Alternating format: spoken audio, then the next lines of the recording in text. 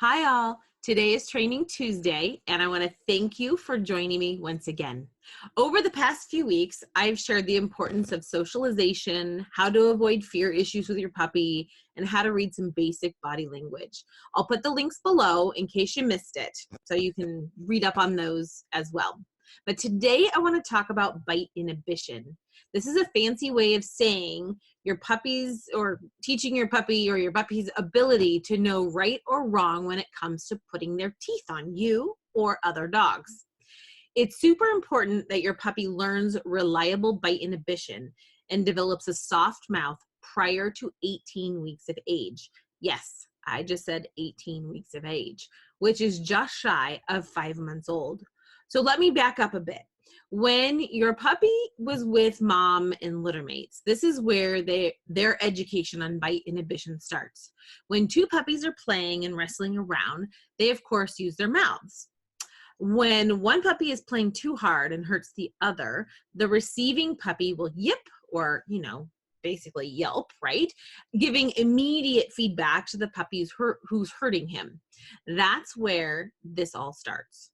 What I have found when puppies are removed from their litter mates early, we say before 8 weeks, we see an increase in lack of bite inhibition. This is because the puppies have not had the opportunity to practice and learn, okay? I prefer puppies to be with mom and litter mates at least to 9 weeks of age for this specific reason, and for some breeds that are slow to mature, pushing to 10 to 12 weeks is also a great option.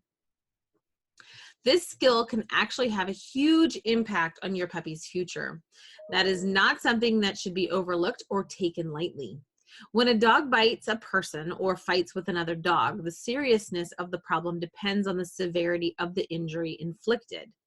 Reliable bite inhibition determines whether you have a minor problem that could easily be corrected with a few safe basic training exercises, or a major problem which can pose to be potentially dangerous and extremely difficult to resolve. So let's talk about the two different scenarios that your dog could get into. The first being dog-human. This could be an innocent accident. They do happen, and they happen a lot, right? Such as tripping over a sleeping dog, a child runs and trips and falls on a dog, rushing to grab the phone and you step on your dog's foot. At this point, the dog's natural self-preservation response is to snap, lunge, or even bite, right? A dog with good bite inhibition skills is unlikely to even put his teeth on skin. Or if there is skin contact, it is unlikely that the teeth will break the skin. The dog has caused no damage, and the potentially serious problem has been easily and safely prevented.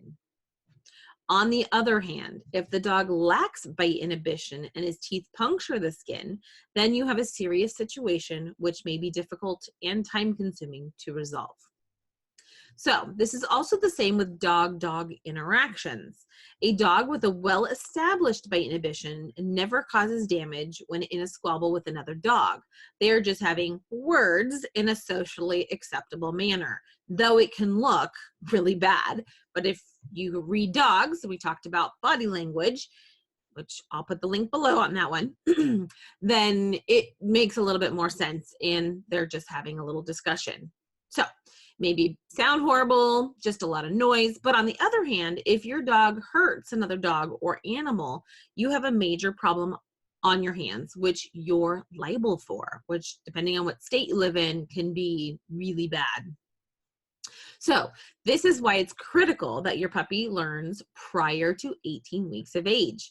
It is difficult to instill bite inhibition in an adolescent or an adult dog. This is why I always recommend a controlled group class over private lessons when it comes to puppies. Your puppy needs to play with other puppies and appropriate adult dogs, teaching them proper body language, which we talked about last week. I'll put the link below, and proper bite inhibition. So something to mention, I chat with a lot of people, and more times than not, people are confused as to why their puppies does great with their personal dogs, like in home, right? But not with strange dogs. The simple answer is this: they grew up in a bubble, for lack of a better description. Within their bubble or their home, they know how to interact. they were not given the opportunity to practice those skills with other appropriate puppies and adults in a controlled environment. So when they literally just don't get out and they don't get to play with others, they learn how to socialize within their bubble, but not outside of it. And that's where it's super important to get them out and about. So keep in mind, I'm not recommending dragging your puppy down to the dog park to play. I'm actually not a fan of dog parks. I find that more people take their unruly or poorly socialized dogs in hopes of fixing the problems. But that's not how you fix a problem. And sadly, they end up creating more issues for those dogs around them, which in most cases are puppies or unsuspecting owners that don't know about that dog. So I'm sure I'll get some pushback from those that frequent the dog park, but you can't tell me that you've not witnessed poor dog behavior, or when that dog shows up, everyone packs up and gets out. My point being, most puppy owners don't know who that dog is, and it's those puppies that end up paying the price. If you have your core group of friends that meet up at the dog park for your weekly doggy play date and you know the behavior of those dogs, then go for it. That's not the situation that I'm referring to, okay? So it is time to get your puppies out and start playing. If you are not local to me and need help locating a positive trainer in your area that provides appropriate classes, check out the Association of Pet Dog Trainers website. I'll put the link below. So for my doTERRA essential oil loving friends, my oil of choice to support your puppies in this situation would be Brave. Can you see it there? Brave is the courage blend, and after proper acclimation, can be applied to the palm of your hand, rub your hands together, and then apply on the rear pads. Remember to do this at least 20 minutes prior to any activity or play group or socialization class, anything of that nature, okay?